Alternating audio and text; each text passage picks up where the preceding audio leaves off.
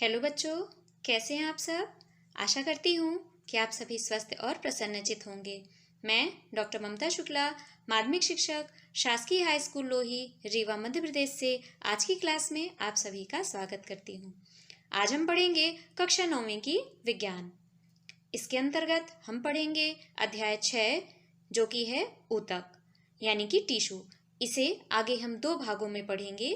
आज हम भाग 1 पढ़ेंगे जिसके अंतर्गत हम बात करेंगे प्लांट टिश्यू यानी कि पादप ऊतकों के बारे में। तो चलिए शुरू करते हैं। सबसे पहले हम ये जान लेते हैं कि टिश्यू यानी कि ऊतक होते क्या हैं। तो हमने पिछले अध्याय में पढ़ा है कि सभी जीवित प्राणी एवं पौधे कोशिकाओं से मिलकर के बने हुए होते हैं। एक कोशिकीय जीवों में सभी मौलिक कार्य एक ही कोशिका के द्वारा किए जाते हैं। उदाहरण के लिए अमीबा में एक ही कोशिका के द्वारा गति, भोजन लेने की क्रिया, गैसीय विनिमय तथा उत्सर्जन की क्रिया संपन्न की जाती है। लेकिन बहुकोशिकीय जीवों में लाखों कोशिकाएं होती हैं, जिनमें से अधिकतर कोशिकाएं कुछ विशिष्ट कार्यों को ही संपन्न करने में दक्ष होती हैं। प्रत्येक विशेष कार्य कोशिकाओं के विभिन्न समूहों के द्वारा किया जाता है। कोशिकाओं के ये समूह विशिष्ट कार्य को ही अति उत्तम तरीके से दक्षतापूर्वक संपन्न करने में सक्षम होते हैं। मनुष्यों में पेशी कोशिका फैलती तथा सिकुड़ती है, जिसके कारण गति होती है। तंत्रिका कोशिकाएं संदेशों की वाहक होती हैं। रक्त ऑक्सीजन, भोजन, हार्मोन तथा अपशिष्ट पदार्थों का वहन करता है।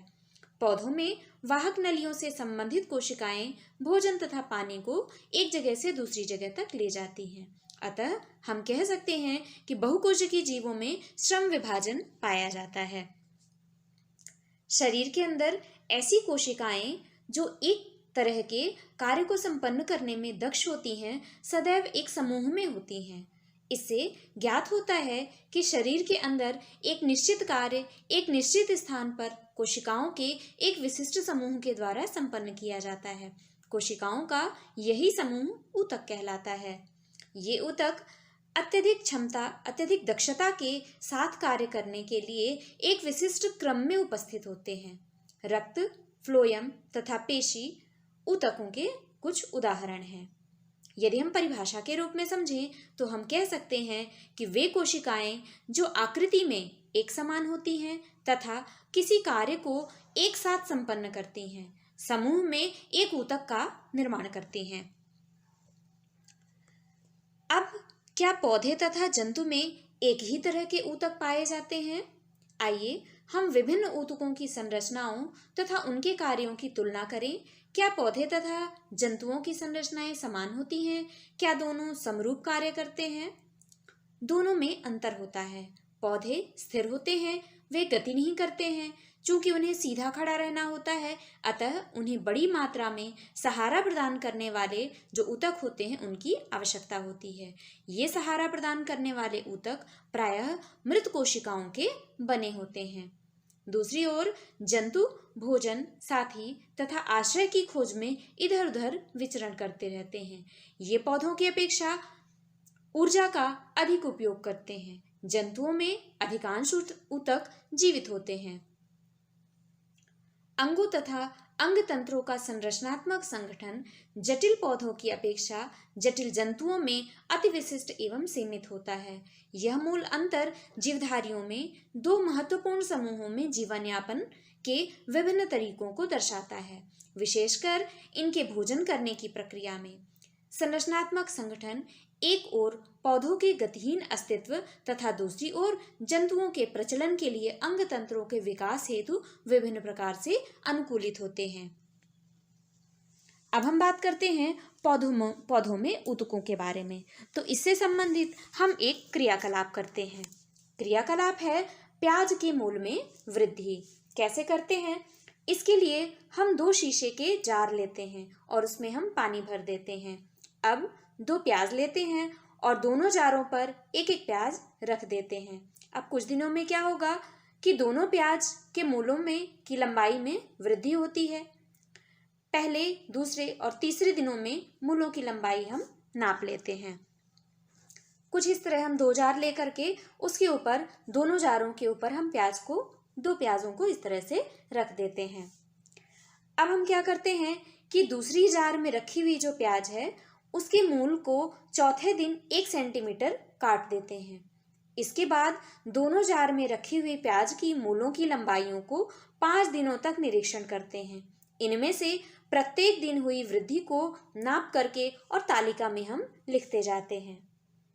अब जब हम निरीक्षण करते हैं तो देखते हैं कि क्या होता है।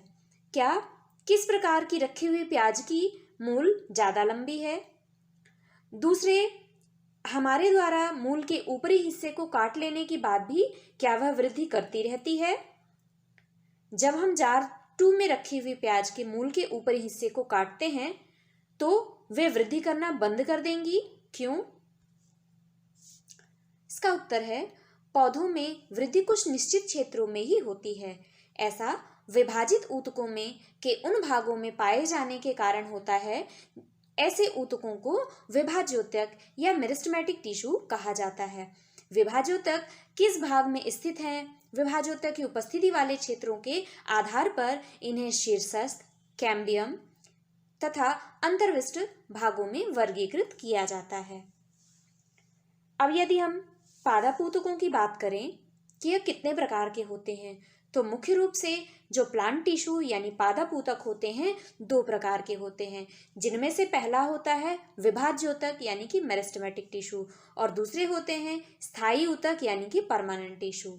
मेरिस्टेमेटिक टिश्यू यानी विभाज्योतक वृद्धि करने वाले स्थानों में पाए जाते हैं, जबकि जो स्थायी ऊतक होते हैं वो आगे 2 प्रकार से होते हैं। एक होते हैं सरल ऊतक और दूसरे होते हैं जटिल ऊतक। सरल ऊतकों में पैरेन्काइमा, स्क्लेरेन्काइमा, कोलेन्काइमा इत्यादि प्रकार के होते हैं, जबकि जटिल ऊतक जाइलम तथा फ्लोएम के रूप में होते हैं। आइए इन सभी भागों को विस्तार से अध्ययन करते हैं। एक बात और है कि पौधों में ऊतकों का जो अध्ययन होता है वह कहलाता है हिस्टोलॉजी। यदि हम विभाज्योतक यानी मेरिस्टेमेटिक टिश्यू की बात करें तो विभाज्योतक के द्वारा तैयार की गई कोशिकाएं प्रारंभ में विभाज्योतक की तरह ही होती हैं, लेकिन जैसे जैसे ये बढ़ती और मैच्योर होती जाती हैं, परिपक्व होती जाती हैं, तो इनके गुणों में धीरे धीरे परिवर्तन होता है और ये दूसरे ऊतकों के घटकों के रूप में विभाजित हो जाती हैं। यदि हम विभाज्योतक और स्थायी ऊतक इनमें अंतर समझने का प्रयास करें तो विभाज्योतक क्या है? इस ऊतक की कोशिकाएं जीवन भर विभाजित होती रहती हैं, जबकि स्थायी ऊतक इस प्रकार के ऊतक की कोशिकाएं जीवन भर विभाजित होती रहती हैं।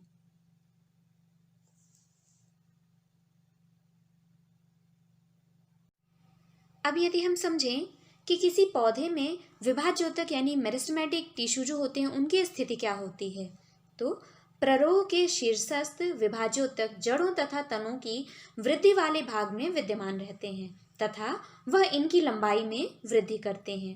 तने की परिधि तथा मूल में वृद्धि पार्श्व विभाज्योतक यानी कि कैम्बियम के कारण होती है। अंतर्विष्ट विभाज्योतक कुछ पौधों की पर्वसंधियों के पास पाए जाते हैं। यदि हम चित्र के द्वारा समझें तो शीर्ष में पाए जाने वाले शीर्षस्थ विभाज्योतक जो पौधे की तने की मोटाई में वृद्धि करते हैं वो पार्श्व विभाज्योतक हैं, ये वाले। और जो नोड और इंटरनोड यानी पर्वसंधियों के बीच में जो पाए जाते हैं वो होते हैं अंतर्विष्ट विभाज्योतक। यानी कि कुल 3 प्रकार के विभाज्योतक यानी मेरिस्टेमेटिक टिश्यू पौधे की लंबाई या उनकी ग्रोथ में सहायक होते हैं। विभाज्योतक की कोशिकाएं अत्यधिक क्रियाशील होती हैं। उनके पास बहुत अधिक कोशिका द्रव्य, पतली कोशिका भित्ति तथा स्पष्ट केंद्रक होते हैं। उनके पास रसधानी यानी वैक्यूल नहीं होती है। क्या हम सोच सकते हैं कि उनके पास वैक्यूल क्यों नहीं होती है? यदि हम पौधों के स्थायी ऊतकों की बात करें तो स्थायी ऊतक मुख्य रूप से 2 प्रकार के होते हैं। पहला होता है सरल स्थायी ऊतक, दूसरा है जटिल स्थायी ऊतक। सरल स्थायी ऊतक मुख्य रूप से 3 प्रकार के होते हैं, पैरेन्काइमा, कोलेन्काइमा, स्क्लेरेन्काइमा। जबकि जो जटिल ऊतक होते हैं वह 2 प्रकार के होते हैं, जाइलम तथा फ्लोएम। तो सबसे पहले हम बात करते हैं इन सरल ऊतकों की यानी सरल स्थायी ऊतकों की। विभाज्योतक द्वारा बनी कोशिकाओं में कोशिकाओं का क्या होता है, ये एक विशिष्ट कार्य करती हैं तथा विभाजित होने की शक्ति को खो देती हैं, जिसके फलस्वरूप वे स्थायी ऊतकों का निर्माण करती हैं। इस प्रकार एक विशिष्ट कार्य को करने के लिए स्थायी रूप तथा आकार लेने की क्रिया को विभेदीकरण कहते हैं। विभाज्योतक की कोशिकाएं विशिष्टीकृत होकर के विभिन्न प्रकार के स्थायी ऊतकों का विकास करती हैं। अब इसके पहले कि हम स्थायी ऊतकों का अध्ययन करें, आइए एक और क्रियाकलाप करते हैं। एक पौधे के तने को लीजिए, इसके पतले सेक्शन को काटिए। अब सभी सेक्शन को सैफरनिन से रंजित कीजिए। एक अच्छे से कटे हुए सेक्शन को स्लाइड पर रखें तथा उस पर ग्लिसरीन की एक बूंद डालें। उसको कवर स्लिप से ढक दें तथा स्लाइड का निरीक्षण सूक्ष्मदर्शी से करें। विभिन्न प्रकार की कोशिकाओं का अध्ययन करें तथा उनका विन्यास देखें और साथ में चित्र से उनकी तुलना करें कि ये कैसे दिखाई देते हैं। कुछ इस प्रकार यदि हम तने का सेक्शन देखें तो पूरा गोल सेक्शन हमें ऐसा दिखेगा, और जब हम उसे हाई पावर में यानी जूम करके देखें तो कुछ इस प्रकार की संरचना हमें दिखाई देती है, जिसमें अनेक प्रकार के जो ऊतक होते हैं, यानी सारे ऊतक एक ही प्रकार के नहीं होते हैं, अलग अलग क्रम में एक निश्चित रूप में व्यवस्थित होते हैं। अब इन प्रश्नों का उत्तर खोजने का प्रयास करिए। क्या सभी कोशिकाओं की संरचनाएं समान है? कितने प्रकार की कोशिकाओं को देखा जा सकता है? क्या हम उन कारणों पर विचार कर सकते हैं कि कोशिकाओं के इतने प्रकार क्यों हैं? हम पौधों के मूलों का सेक्शन काटने की कोशिश कर सकते हैं, साथ ही हम पौधे की मूल तथा तने का सेक्शन भी काट सकते हैं। यदि हम कुछ इस प्रकार समझने का प्रयास करें तो जो सरल स्थायी ऊतक होते हैं वो निम्नलिखित 3 प्रकार के होते हैं: पैरेन्काइमा, कोलेन्काइमा तथा स्क्लेरेन्काइमा। ये जो पहले नंबर वाला चित्र में दिख रहा है ये है पैरेन्काइमा, ये है कोलेन्काइमा तथा ये है स्क्लेरेन्काइमा। आइए इनको डिटेल में समझते हैं। सबसे पहले हम बात करते हैं पैरेन्काइमा के बारे में। तो एपिडर्मिस के नीचे कोशिकाओं की कुछ परतें होती हैं जिसे सरल स्थायी ऊतक कहते हैं। पैरेन्काइमा सबसे अधिक पाया जाने वाला सरल स्थायी ऊतक होता है। यह पतली कोशिका भित्ति वाली सरल कोशिकाओं का बना हुआ होता है। ये जीवित कोशिकाएं होती हैं। ये प्रायः बंधन मुक्त होती हैं। इस प्रकार की ऊतक की कोशिकाओं के मध्य काफी रिक्त स्थान पाया जाता है। यह ऊतक प्रायः भोजन का भंडारण करती हैं। यदि हम इस चित्र के माध्यम से समझें तो इसकी संरचना में सबसे प्रत्येक कोशिका का जो न्यूक्लियस होता है वह परिधि की तरफ पाया जाता है। न्यूक्लियस के चारों तरफ साइटोप्लाज्म यानी कि कोशिका द्रव्य पाया जाता है। प्रत्येक कोशिका के चारों तरफ कोशिका भित्ति यानी सेल वॉल पाई जाती है, और साथ ही इसके बीच में बड़ी बड़ी रिक्तिकाएं यानी इस प्रकार की रिक्तिकाएं पाई जाती हैं। तो इस प्रकार की जो ऊतक होते हैं ये कहलाते हैं पैरेन्काइमा। अब हम बात करते हैं क्लोरेन्काइमा की। कुछ पैरेन्काइमा ऊतकों में क्लोरोफिल पाया जाता है, जिसके कारण ये प्रकाश संश्लेषण की क्रिया इसमें संपन्न होती है। ऐसी स्थितियों में इन ऊतकों को क्लोरेन्काइमा भी कहा जाता है। जलीय पौधों में पैरेन्काइमा की कोशिकाओं के मध्य हवा भरी होती है, जिसके कारण ये जल में उतराती रहती हैं यानी कि तैरती रहती हैं। तो इस प्रकार की पैरेन्काइमा को एरेन्काइमा कहते हैं। यानी कि पैरेन्काइमा में जब क्लोरोफिल पाया गया तो उसे कहेंगे क्लोरेन्काइमा, और जब एयर स्पेस पाया गया यानी हवा पाई गई तो उसे कहते हैं एरेन्काइमा। जो अगले प्रकार का ऊतक है वह होता है कोलेन्काइमा। पौधे में लचीलेपन का गुण एक अन्य स्थायी ऊतक कोलेन्काइमा के कारण होता है। यह पौधों के विभिन्न भागों में बिना टूटे हुए लचीलापन लाता है। यह पौधों को यांत्रिक सहायता भी प्रदान करता है। हम इस ऊतक को एपिडर्मिस के नीचे पर्णवृंत में पा सकते हैं। इस प्रकार की कोशिकाएं जीवित, लंबी तथा अनियमित ढंग से कोनों पर मोटी होती हैं तथा कोशिकाओं के बीच में जो स्थान होता है वह बहुत कम पाया जाता है। इस चित्र में भी हम पैरेन्काइमा और स्क्लेरेन्काइमा को देख सकते हैं। ऊपर वाली कोशिकाएं पैरेन्काइमा और नीचे वाली स्क्लेरेन्काइमा। यहाँ पर हम तीनों ऊतकों को अलग अलग देख सकते हैं।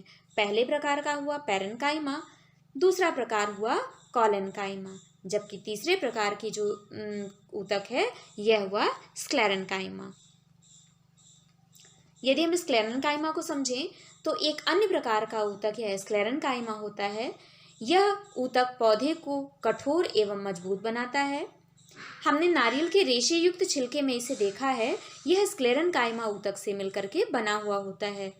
इस ऊतक की कोशिकाएं ज़्यादातर मृत होती हैं।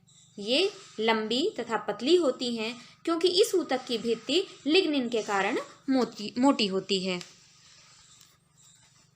ये भित्तियाँ प्रायः इतनी मोटी होती हैं कि कोशिकाओं के बीच बिल्कुल भी इंटरसेलुलर स्पेस नहीं पाया जाता है। यह ऊतक तने में, संवहन बंडल के समीप, पत्तियों की शिराओं में, बीजों तथा फलों के कठोर छिलके में उपस्थित होती हैं। यह पौधे के भागों को मजबूती प्रदान करती हैं। अब यदि हम तीनों कोशिकाओं में, तीनों ऊतकों में अंतर समझने का प्रयास करें या इनका कंपैरेटिव स्टडी करें कि पैरेन्काइमा, कोलेन्काइमा तथा स्क्लेरेन्काइमा किस प्रकार की होती हैं, तो पैरेन्काइमा जीवित कोशिकाएं हैं, कोलेन्काइमा भी जीवित कोशिकाएं हैं, जबकि स्क्लेरेन्काइमा मृत कोशिकाएं होती हैं। पैरेन्काइमा की कोशिका भित्ति पतली होती है, कोलेन्काइमा की कोशिका भित्ति मोटी होती है और स्क्लेरेन्काइमा की इन सभी से ज़्यादा मोटी होती है। पैरेन्काइमा कोशिकाओं के बीच में काफ़ी इंटरसेलुलर स्पेस यानी रिक्त स्थान पाया जाता है। कोलेन्काइमा में भी अंतरकोशिकीय अवकाश पाया जाता है, जबकि स्क्लेरेन्काइमा में अंतरकोशिकीय अवकाश बिल्कुल भी नहीं पाया जाता। पैरेन्काइमा भोजन का भंडारण करती हैं तथा पौधों को सहायता प्रदान करती हैं। कोलेन्काइमा पौधों को यांत्रिक सहायता प्रदान करते हैं, जबकि स्क्लेरेन्काइमा पौधों को मजबूती प्रदान करते हैं। तो इस प्रकार हुई पैरेन्काइमा, कोलेन्काइमा तथा स्क्लेरेन्काइमा। बच्चों, अब इसके आगे हमें एक और गतिविधि करनी है जिसे हम करके देखते हैं। चलिए। तो बच्चों, इस गतिविधि के लिए हमें कुछ चीज़ों की आवश्यकता होती है। सबसे पहले तो हमें चाहिए है रियो की पत्ती। तो क्या आप रियो का प्लांट या रियो की पत्ती पहचानते हैं?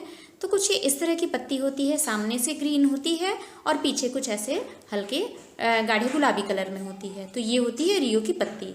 इसकी हमें स्लाइड बनानी है। तो स्लाइड बनाने के लिए हमें क्या क्या चाहिए? स्लाइड चाहिए, कुछ कवर स्लिप चाहिए, वॉच ग्लास चाहिए, ग्लिसरीन चाहिए, ब्लेड, और इसको देखने के लिए हमें चाहिए होता है माइक्रोस्कोप यानी कि सूक्ष्मदर्शी। तो चलिए शुरू करते हैं ये गतिविधि। सबसे पहले हमें क्या करना है? इस पत्ती की झिल्ली निकालना है, रियो की लीफ की। तो हम क्या करते हैं, इसको पीछे की तरफ से कुछ इस तरह से फाड़ने का प्रयास करते हैं। हम देखते हैं यहाँ पे कुछ पतली सी लेयर हमको दिख जाती है। कुछ ऐसे हम और सेक्शन काट लेते हैं ताकि हमें ये पत्ती की जो झिल्ली है वो स्पष्ट मिल जाए। कुछ इस तरह से फाड़ने के बाद हम देख रहे हैं इसका हम एक पतला सेक्शन ऐसे स्लाइड में ले लेते हैं। ठीक है, ये स्लाइड में हमने ये सेक्शन कुछ इस तरह से ले लिया। अब हम देख रहे हैं यहाँ पे कुछ एक्स्ट्रा पार्ट है। इस एक्स्ट्रा पार्ट को हम यहाँ से रिमूव कर देते हैं ब्लेड की सहायता से आराम से। अब इस पार्ट को रिमूव करने के पश्चात ये एक पतली झिल्ली हमें मिल जाती है।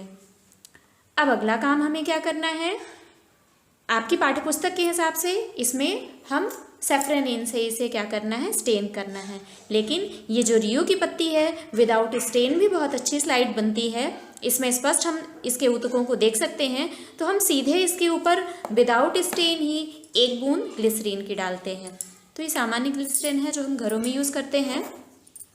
इसकी एक बूंद हम स्लाइड के ऊपर डालते हैं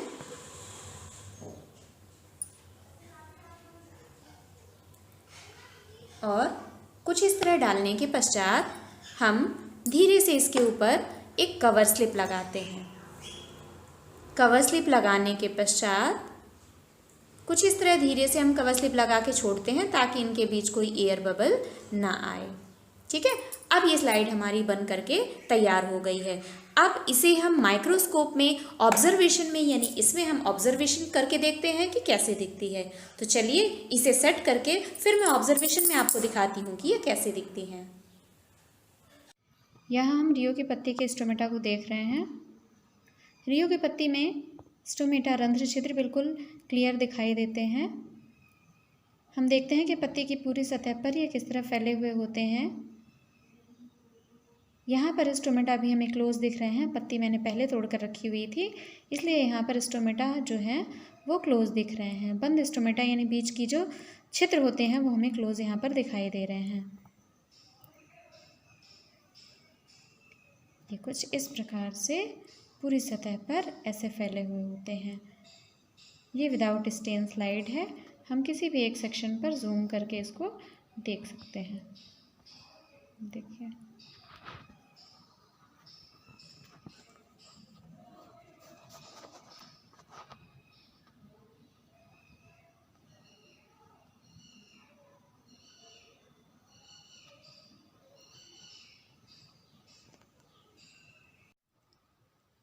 सूक्ष्मदर्शी द्वारा अवलोकन करने पर पत्ती की एपिडर्मिस में हम छोटे छोटे छिद्रों को देख सकते हैं।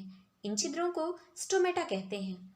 स्टोमेटा को दो वृक्क के आकार की कोशिकाएं घेरे रहती हैं, जिन्हें रक्षी कोशिकाएं या गार्ड सेल्स कहते हैं।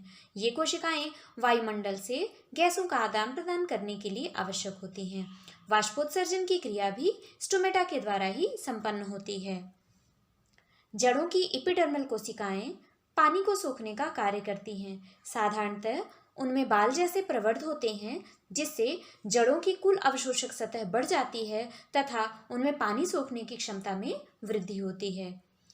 मरुस्थलीय पौधों के बाहरी सतह पर एपिडर्मिस में क्यूटिन यानी एक जल अवरोधक रासायनिक पदार्थ का लेप होता है। क्या हम इस कारण के बारे में सोच सकते हैं?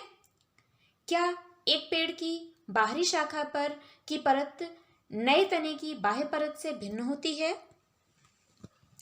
जैसे जैसे वृक्ष की आयु बढ़ती है, उसकी बाह्य सुरक्षात्मक ऊतकों में कुछ परिवर्तन होता है। द्वितीयक विभाजोत्तक की एक पट्टी जो कॉर्टेक्स में होती है, कार्क नामक कोशिकाओं की परतों को बनाती है। इन छालों की कोशिकाएं मृत होती हैं। ये बिना अंतःकोशिकीय स्थानों के व्यवस्थित होती हैं। इनकी भित्ति पर सुबेरिन नामक पदार्थ पाया जाता है, जो इन छालों को हवा तथा पानी के लिए अभेद्य बनाता है। अब आती है बारी जटिल स्थायी ऊतकों की। अब तक हम एक ही प्रकार की कोशिकाओं से बने हुए भिन्न भिन्न ऊतकों पर विचार कर चुके हैं, जो कि एक ही तरह से दिखाई देते हैं। जैसे ऐसे ऊतकों को साधारण स्थायी ऊतक कहते हैं। अन्य प्रकार के स्थायी ऊतक जो पौधों में पाए जाते हैं, उन्हें जटिल स्थायी ऊतक कहते हैं। जटिल ऊतक एक से अधिक प्रकार की कोशिकाओं से मिलकर बने हुए होते हैं और ये सभी एक साथ मिलकर एक इकाई की तरह कार्य करते हैं। जाइलम तथा फ्लोएम इसी प्रकार के जटिल ऊतकों के उदाहरण हैं। इन दोनों ऊतकों को वैस्कुलर बंडल या संवहन ऊतक भी कहते हैं और ये मिलकर संवहन बंडल का निर्माण करते हैं। संवहन ऊतक जटिल पौधों की एक विशेषता होती है, जो कि उनको स्थलीय वातावरण में रहने के अनुकूल बनाती है। अगले चित्र में हमने तने का एक भाग देखा था, जिसमें हम वैस्कुलर बंडल में मौजूद विभिन्न प्रकार की कोशिकाओं को देख सकते हैं, जैसा हमने क्रियाकलाप 2 में तने की जब सेक्शन काटा था उसमें देखा था। अब इन ऊतकों में से पहला ऊतक होता है जाइलम। जाइलम ट्रैकिड यानी कि वाहिनिका, वाहिका, जाइलम पैरेन्काइमा तथा जाइलम फाइबर यानी रेशे से मिलकर के बना हुआ होता है। ट्रैकिड तथा वाहिका की कोशिका भित्ति मोटी होती है तथा इनमें कई मैच्योर सेल्स यानी परिपक्व कोशिकाएं मृत होती हैं। ट्रैकिड तथा वाहिकाओं की संरचना नलिकाकार होती है। इनके द्वारा पानी तथा खनिज लवण का ऊर्ध्वाधर संवहन होता है। पैरेन्काइमा भोजन का संग्रह करता है। जाइलम फाइबर यानी रेशे मुख्यतः पौधे को सहारा देने का कार्य करते हैं। जाइलम की कोशिकाओं को चित्र के द्वारा कुछ हम इस प्रकार समझ सकते हैं। ये है ट्रैकिड, ये है वाहिका और ये है जाइलम पैरेन्काइमा। कुछ इस प्रकार से जाइलम की कोशिकाएं, जाइलम इतने प्रकार की कोशिकाओं के रूप में व्यवस्थित होते हैं। अब बारी आती है फ्लोएम की। तो फ्लोएम मुख्य रूप से 5 अवयवों से मिलकर के बना हुआ होता है। चालिनी कोशिकाएं, चालिनी नलिका यानी सीव ट्यूब, साथी कोशिकाएं, फ्लोएम पैरेन्काइमा और फ्लोएम रेशे। चित्र में हम समझ सकते हैं, एक फ्लोएम की काट का चित्र है। इसमें यहाँ पर फ्लोएम पैरेन्काइमा यानी फ्लोएम मृदुतक है, यहाँ पर फ्लोएम तंतु हैं, सहचर कोशिकाएं हैं और चालिनी नलिकाएं हैं। चालिनी नलिका छिद्रित भित्ति वाली तथा नलिकाकार कोशिका होती है। फ्लोएम पत्तियों से भोजन को पौधे के विभिन्न अंगों तक पहुंचाने का कार्य करता है। फ्लोएम रेशों को छोड़कर फ्लोएम सभी कोशिकाएं जीवित कोशिकाएं होती हैं। तो जाइलम जो होता है वह पौधों में जल का संवहन करता है, जबकि फ्लोएम पौधों में भोज्य पदार्थों का संवहन करता है, पत्तियों से निचले सिरे यानी पौधे के बाकी हिस्सों की तरफ। अब हम बात करते हैं कि जाइलम और फ्लोएम में मुख्य अंतर क्या होता है। जाइलम जो होता है वाहिनिकाओं, वाहिकाओं, जाइलम मृदुतक तथा जाइलम तंतु के बने होते हैं, जबकि फ्लोएम चालिनी नलिकाएं, सहचर कोशिकाएं, फ्लोएम तंतुओं के बने हुए होते हैं। जाइलम मृदा से जल तथा खनिज लवण को पौधे के विभिन्न भागों में पहुंचाते हैं, जबकि फ्लोएम पत्तियों से पौधों के अन्य भागों में भोजन को पहुंचाने का कार्य करते हैं। जाइलम मृदुतक के अलावा अधिकांश कोशिकाएं मृत कोशिकाएं होती हैं इसमें, जबकि फ्लोएम में फ्लोएम तंतु के अलावा अधिकांश कोशिकाएं जीवित कोशिकाएं होती हैं। तो बच्चों अब एक बार और अध्ययन कर लेते हैं सरल एवं जटिल ऊतकों के बारे में। तो सरल ऊतक कौन से होते हैं और जटिल ऊतक कौन से होते हैं, इनमें अंतर समझते हैं। सरल ऊतक क्या है? ये एक ही प्रकार की कोशिकाओं से मिलकर के बने हुए होते हैं, जैसा हमने पढ़ा पैरेन्काइमा, कोलेन्काइमा तथा स्क्लेरेन्काइमा। जबकि जटिल स्थायी ऊतक क्या होते हैं? ये अनेक प्रकार की कोशिकाओं से मिलकर के बने हुए होते हैं, इनमें जैसे जाइलम और फ्लोएम। सरल ऊतक जो होते हैं ये परत ऊतक के आधारीय पैकिंग का निर्माण करते हैं, जबकि जटिल ऊतक ये वैस्कुलर बंडल यानी कि संवहन बंडल का निर्माण करते हैं। सरल ऊतक ये पतली तथा सरल कोशिका भित्ति वाली सरल कोशिकाओं से मिलकर के बने हुए होते हैं, जबकि जटिल ऊतकों की कोशिका भित्ति मोटी होती है। सरल ऊतक जीवित कोशिकाएं हैं जो शिथिलता से जुड़ी हुई होती हैं, इसलिए इनकी कोशिकाओं के बीच में काफ़ी जगह पाई जाती है। जबकि जाइलम की कोशिकाएं जो होती हैं, अधिकांश कोशिकाएं जाइलम की मृत होती हैं और फ्लोएम में फ्लोएम रेशे मृत होते हैं। इनकी कोशिकाएं नलिकाएं तथा छिद्रित भित्ति वाली होती हैं। तो बच्चों अब तक हमने क्या सीखा, एक बार उसको देख लेते हैं। हमने पढ़ा पादप ऊतक एवं उनके प्रकारों के बारे में। तो हमने पढ़ा कि पादप ऊतक मुख्य रूप से 2 प्रकार के होते हैं, विभाज्य ऊतक और स्थायी ऊतक यानी कि मेरिस्टेमेटिक टिश्यू और परमानेंट टिश्यू। जो विभाज्य ऊतक होते हैं वो 3 प्रकार के होते हैं, जो पौधे के विभिन्न भागों में विभाजित होने वाली कोशिकाओं में पाए जाते हैं। जबकि स्थायी ऊतक 2 प्रकार से होते हैं, सरल स्थायी ऊतक और जटिल स्थायी ऊतक। सरल स्थायी ऊतक 3 प्रकार से होते हैं, पैरेन्काइमा, कोलेन्काइमा तथा स्क्लेरेन्काइमा। जबकि जटिल स्थायी ऊतक होते हैं जाइलम तथा फ्लोएम के रूप में। इनमें इनकी आगे हम वीडियो में हमने डिटेल में स्टडी की, साथ में हमने इनके अंतरों के बारे में भी पढ़ा कि जटिल ऊतक स्थायी ऊतकों में क्या अंतर होता है, या सरल ऊतक और जटिल ऊतकों में क्या अंतर होता है, जाइलम और फ्लोएम में क्या अंतर होता है। तो बच्चों आज की क्लास में बस इतना ही। इसके आगे जंतु ऊतकों के बारे में हम अगले वीडियो में पढ़ेंगे। तो अब तक के लिए धन्यवाद।